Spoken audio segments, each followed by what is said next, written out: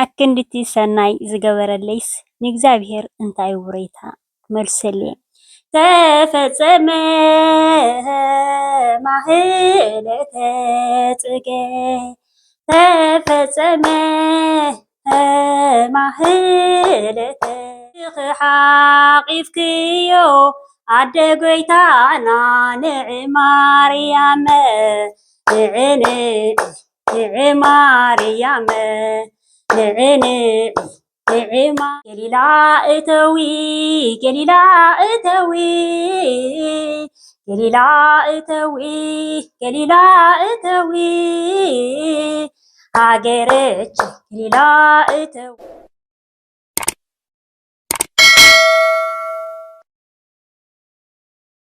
ሰላም ሰላም ኣመል ዓለም ዘለኹም ክብራት ኣሕዋት ሰላም እግዚአብሔር ምሳኹም ይኹን።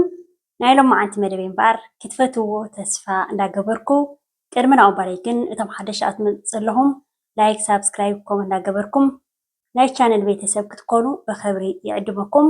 እቶም ምሳይ ፀናሕኩም ከዓ ከም ቀደምኩም ምትብባዕኹም ኣይፈለየኒ። እዚ ቪድዮ ብላይክ ጀምርዎ። ናይ ሎማዓንቲ መደበ እምበር ብምክንያት ኣውደ ዓመት ቁስቋሜ መፂርኩም ዘለኹ ክቡራት ኣሕዋተይ ርሑስ ኣውደ ዓመት ይግበረልና። ወላዲት ኣምላኽ ካብ ስደታ በረከት ተካፍለና ጾምና ብሰላም ጀሚርና ብሰላም ዘፈፀመና ክብሪ ንእግዚኣብሔር ይኹኖ። ዝተባረኸን ዝተቀደሰን ኣውደ ዓመት ይግበረልና ክቡራት ኣሕዋተይ። እምበኣር ሕጂ ንበረከት ክኾነና መዝሙር ከዓ ናይ ድናኣስ ማርያም ከዓ ናይ ስደታ ክንዝምር ኢና ማለት እዩ። ብሓንሳብ ኬልና ንዘምር። በስመ አብ ወወልድ መንፈስ ቅዱስ አሐዱ አምላክ አሜን። በስመ አብ ወወልድ መንፈስ ቅዱስ አሐዱ አምላክ አሜን። በስመ አብ ወወልድ መንፈስ ቅዱስ አሐዱ አምላክ አሜን። ተፈጸመ ማህለተ ጽጌ ተፈጸመ ማህለተ ጽጌ ማህለተ ጽጌ ማህለተ ጽጌ ማህለተ ጽጌ ማህለተ ጽጌ ተፈጸመ ማህለተ ጽጌ ማህለተ ጽጌ ማህለተ ጽጌ ማህለተ ጽጌ ተፈጸመ ተፈጸመ ማህለተ ጽጌ ተፈጸመ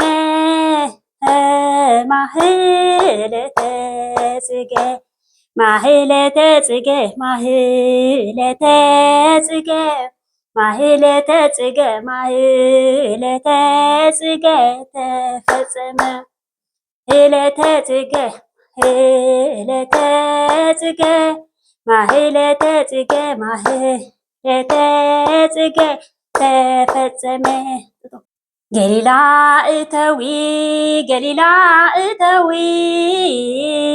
ገሊላ እተዊ ገሊላ እተዊ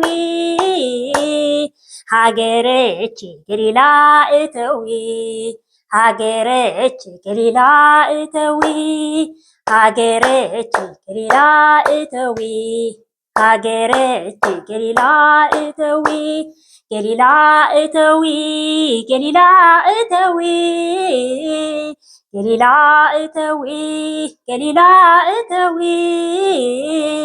ሃገረች ገሊላ እተዊ ሃገረች ገሊላ እተዊ እንዘት ሃቅፍዮ የህፃነች ንዕማርያም እንዘት ሃቅፍዮ የህፃነች ንዕማርያም ንዕንዒ ንዕማርያም ንዕንዒ ንዕማርያም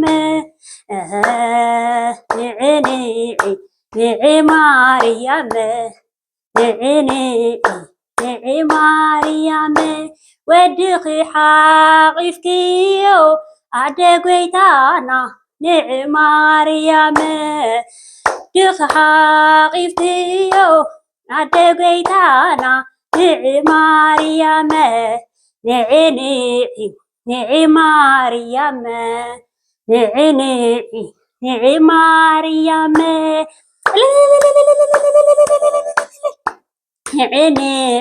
ንዒ ማርያም ንዒ ማርያም ብሓንሳብ ኬና ዝዘመርናዮ መዝሙር እግዚአብሔር አምላኽ ዝማረ መላእኽቲ ከም ዝተቐበለ ዝማረና ይቀበለልና። ኣነ ዘሚረ ዝኽእል ኣይኮንኩን እየ ግን ኣነስ ንእግዚአብሔር ከመስግኖ እየ ብምሽብሻብ ድዩ ብዕልልታ ድዩ ብመዝሙር ድዩ ብልሳና ንእግዚአብሔር ከመስግን እየ ኢልና ክንሓስብ ከለና ልቢ ንኩልይትን ዝምርምር እግዚአብሔር ከዓ ኩሉ ፈሊጡ ከዓ እዩ ዝቐበለልና። ምክንያቱ ኣውደ ዓመት ክኸውን ከሎ ካብ ብደርፊ ዶ ብጎይላ ዶ ብዳንኬራ ዶ ንገብሮ ከምዚ ግብረ ቢልና በተዓቕምና ገዛና ሓዳርና ብርኽ ደቅና ኩሉ እንተበልናኻ እግዚአብሔር ዝቕበለልና እሞ ክብራት ኣሕዋተይ ብድፍራን እምበር መዝሙር ዘሚረ ዝኽእል ኣይኮንኩን እየ። ስለዚ ገዛና ብዝተፈላለየ ጌርና ምክንያቱ ንእግዚአብሔርስ ብእውነት ክብራት ኣሕዋተይ እንድዒ ንእግዚአብሔርሲ ኣብ ክንዲ ሰናይ ዝገበረለይስ ንእግዚአብሔር እንታይ ውሬታ ክመልኦ ትሰሊ እየ። ንእግዚአብሔር በቃ እታ ዕድመን ጥዕናን ዝሃብካና ተመስገን እንዳበልና እዚኣ ዓባይ ነገር ነያ። በቃ ካብ ነፍሰይ ጀሚርና ካብ ምስጋና እግዚአብሔር ነመስግን ኣብ ካልእ ግዜና ነጥፎ እዩ ዝበዝሕ እሞ እግዚአብሔር ዝደልየና ካባና ምስጋና እዩ። በቃ ምክብራት ኣሕዋተይ ንኩላትና ይባርኸና ይቐድሰና። ወላዲት ኣምላኽ ከዓ ካብ ስደታ በረከት ተካፍለና። ክብራት ኣሕዋተይ ፀውለታ በረከተ ካብ ኩሉ ክፉእ ዘበለ ንኩላትና ይሓልወና። ብጣዕሚ ንሕና መቸም ሰብ ይሓስብ እዩ እግዚአብሔር ከዓ ይፍፅም። ንሕና መቸም ክብሪ ንእግዚአብሔር ይኹኖ። ካብቲ ንሓስበሲ ዕፅፍን ድርብን ገይሩ እዩ ዝባርኸና ዘሎ እግዚአብሔር ማለት እዩ። ብጣዕሚ ፅቡቅ ዝኾነ ቤተክርስትያንና ከይድና ከምዚ ትርእይዎ ዘለኹም ማለት እዩ ብኣዝዩ ደስ ዝብል ኢና የሕሊፍናዮ። እዚ ከዓ ንሃና ዓቕሚ ዘይኮነ ናይ እግዚአብሔር እዩ ማለት እዩ። ብዘይቀልዓሎም ክብራት ኣሕዋተይ ንሕናሲ ትረፍዶ ንሰናይ ዝኾንሲ ኣብ ቅድሚ እግዚአብሔር ዋላ ሓንቲ ክንዲ ፍረ ጣፍ እውን ፅቡቅ ግብሪ የብልናን። ግን እግዚአብሔር ኣምላኽ ብእውነት ሓጢኣትና ኣይፀባፅብን እዩ ኩሉ ነገር ከዓ ሰናይ ይገብረልና ኣሎ። ብእውነት ክብሪ ንእግዚአብሔር ይኹኖ። ንኩላትኩም ከዓ እዞም ኣሕዋተይ እግዚአብሔር ኣምላኽ ሓዳርኩም ውላድኩም ስራሕኩም ኩሉ ይባርኸልኩም። ርሑስ ኣውደ ዓመት ይግበረልና። ከምዚ ንዓመታ ብሰላምን ብጥዕናን ብፍቅርን ልዕሊ ኩሉ ክብራት ኣሕዋተይ ንዝበረከት እዚ ክንካፈል ዝፈቀደና እግዚአብሔር ኣምላኽ ክብሪ ይኹኖ። ብዙሓት ኣሕዋትና ዓሚ ምሳና ውዒሎም ለዘበን ከዓ የለውን እዮም ብሂወት ዝኸዱ ኣለዉ ብሕማም ዝሳቀዩ ኣለዉ። ንሕና ግን እግዚአብሔር ኣምላኽ ኣይሓመምና ኣይጠመና ኣይዓረቕና። እዚ ኩሉ በቃ ሰናይ ነገር ዝገብረልና ዘሎ ናሃቱ ሓይሊ እሞ ክብሪ ንእግዚአብሔር ይኹን ምስ ወላዲቱ እንዳበልኩ ንሎማዓንቲ መደበይ ንዞም ኣሕዋተይ እስኪ ንእሽተይ ናይ ኣውደ ዓመት ሰላም ክብሎም ኢለ እየ መፂአኩም ማለት እዩ። ፈቲኹም ከዓ ክትኮኑ ተስፋ እንዳገበርኩ ቀፃሊ ቪድዮ ሒዘ ዝመፅእ ከም ዝብለኩም ማለት እዩ። ከም ሓደሽቲ ዘለኹም ላይክ ሳብስክራይብ እንዳገበርኩም ናይ ቻነል ቤተሰብ ክትኮኑ ብክብሪ ይዕድመኩም። እቶም ምሳይ ፀናሕኩም ከዓ ከም ቀደምኩም ምትብባዕኩም ኣይፈለየኒ። እዚ ቪድዮ ክትኣትዉ ከለኹም ላይክ ተረሲዕኩም ኣብ ምውፃእኩም ላይክ ኣይትረሱ። እዞም ኣሕዋተይ ሰላምን ጥዕናን ኣብ በቢ ዘለኹሞ ሰሰናይ